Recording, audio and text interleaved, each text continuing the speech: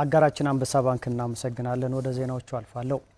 እግር ኳስ በሳይንስና ቴክኖሎጂ እየተደገፈ በመምጣቱ የስፖርተኞች ለረጅም ዓመት የመጫወት አቅም ጨምሯል። የሀገራችን እግር ኳስ ተጫዋቾች ረጅም ጊዜ በውድድር ለመቆየት ሳይንሳዊ አመጋገብን ከረፍት ጋር መተግበር እንደሚገባቸው የባህር ዳር ዩኒቨርሲቲ ስፖርት ሳይንስ መምህሩ ጠቢቡ ሰለሞን ተናግሯል።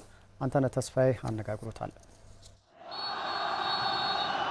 በዓለም አቀፍ ደረጃ ተወዳጅ ከሆኑ የስፖርት አይነቶች ውስጥ የእግር ኳስ ስፖርት አንዱ ነው። ስፖርቱ በሳይንስና በቴክኖሎጂ እየታገዘ ተወዳጅነቱ ከጊዜ ወደ ጊዜም እየጨመረ መጥቷል።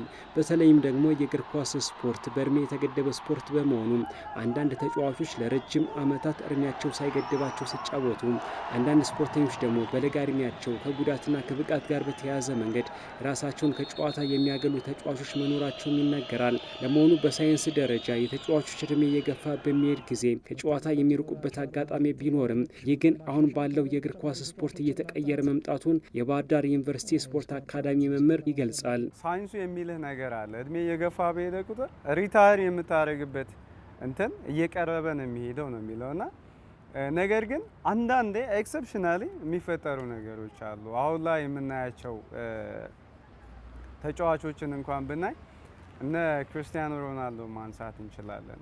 እነ ሞድሪችን ማንሳት እንችላለን። በጣም እድሜ ጠገብ የሆኑ ተጫዋቾች ናቸው። ከ30 በላይ ብዙ ጊዜ ከ30 በላይ ሪታየር የሚያደርጉበት እድሜ ነው እና ግን እነዚህ ተጫዋቾች ደግሞ ከዛ እድሜያቸው ከዛ በላይ ነው። አሁንም ግን ፐርፎርም እያደረጉ ነው። በአሁኑ ሰዓት በሀገራችን የሚገኙ ተጫዋቾች ራሳቸውን አሁን ካለው ዓለም አቀፍ የሳይንስ ምርምር ውጤቶች ጋር እየተጠቀሙ ተግባራዊ ማድረግ የሚችሉ ከሆነ ለረጅም ዓመታት የመጫወት ልምድ ሊያገኙ ይችላሉ። እኛ ጋር ያለው ቴክኖሎጂ ይህንን ነገር ላይፈቅድልን ይችላል።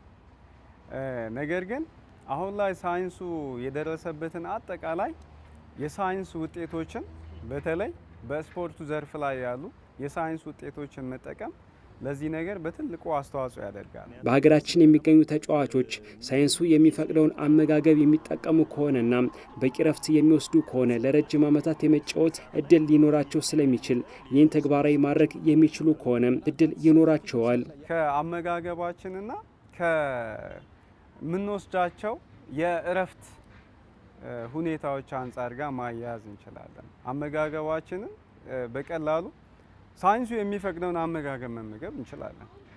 ረጅም ጊዜ ፐርፎርም ለማድረግ እድሜ የገፋ በሄደ ቁጥር ፐርፎርማንስ ሳይቀንስ በተሻለ መልኩ እስከሆነ ደረጃ ድረስ ለመሄድ ካሰብክ የመጀመሪያው አመጋገብን ማስተካከል ያስፈልጋል።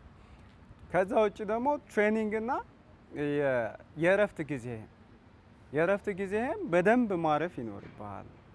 በእረፍት ጊዜም ማድረግ ያለብህን ብዙ ነገሮች ይኖራሉ። እነዛን ነገሮች በእረፍት ጊዜ ማድረግ ይኖርባል። የእግር ኳስ ስፖርት በአሁኑ ወቅት እያደገ የመጣ ስፖርት በመሆኑ አሰልጣኞችና ተጫዋቾች ሳይንሳዊ የሆኑ ሂደቶችን መጠቀምና የቴክኖሎጂ መንገድን መከተል ይገባቸዋል። ምንም እንኳን ረጅም ዓመት መጫወት የእግር ኳሳችን ችግር ባይሆንም ቀጣይ ለሚመጡ ታዳጊዎች ግን ለረጅም ዓመታት ለመጫወት ሳይንሳዊ መንገዶችን መጠቀም ይገባቸዋል። ሀላባ ከተማ የ2018 የኢትዮጵያ ከፍተኛ ሊግ ውድድር ሻምፒዮን ሆነ። የዋንጫ አሸናፊና የደረጃ ተፋላሚዎችን የለየ ጨዋታ በአዲስ አበባ ስታዲየም ትላንት ተደርጓል። ሀላባ ከተማ ጋሞ ጨንቻን በመለያ ምቶች በማሸነፍ የከፍተኛ ሊጉ አጠቃላይ አሸናፊ ሆኗል። ዋንጫውንም ከኢትዮጵያ እግር ኳስ ፌዴሬሽን ምክትል ፕሬዝዳንት ዶክተር ዳኛቸው ንግሩ እጅ ተቀብሏል።